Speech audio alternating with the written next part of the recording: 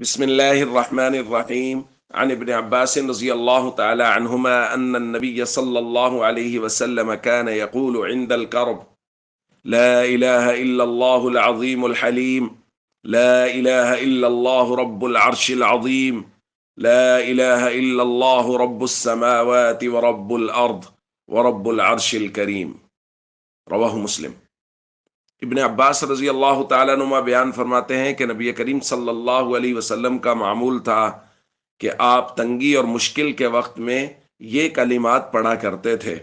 لا الہ الا اللہ العظیم الحلیم، نہیں ہے کوئی معبود سوائے اللہ کے جو عظمتوں کا مالک ہے اور جو بردبار ذات ہے، لا الہ الا اللہ رب العرش العظیم، اور نہیں ہے کوئی معبود سوائے اللہ کے جو عرش عظیم کا رب ہے، لا الہ الا اللہ رب السماوات ورب الارض، اور نہیں ہے کوئی معبود سوائے اللہ کے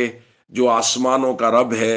جو زمین کا رب ہے، ورب العرش الکریم، اور جو عزتوں والے عرش کا رب ہے۔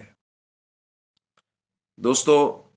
یہ کلمات نبی کریم صلی اللہ علیہ وسلم مشکل اور تنگی کے وقت میں پڑھا کرتے تھے۔ جیسا کہ پہلے بھی بارہا درخواست کی گئی ہے، ہمارے یہاں جب بھی کسی کو کوئی پریشانی ہوتی ہے تو وہ عاملوں کے پاس بھاگتا ہے، مجھے کوئی وظیفہ بتا دیں۔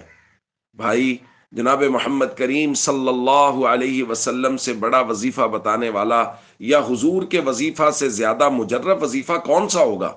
اس لیے یہ کلمات یاد کریں اور ان کلمات کو مشکل کے وقت میں پڑھیں، جو کلمات نبی کریم صلی اللہ علیہ وسلم کی مبارک زبان سے جاری ہوئے ہیں: لا الہ الا اللہ العظیم الحلیم،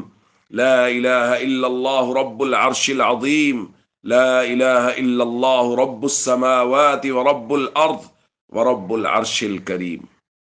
السلام علیکم ورحمۃ اللہ وبرکاتہ۔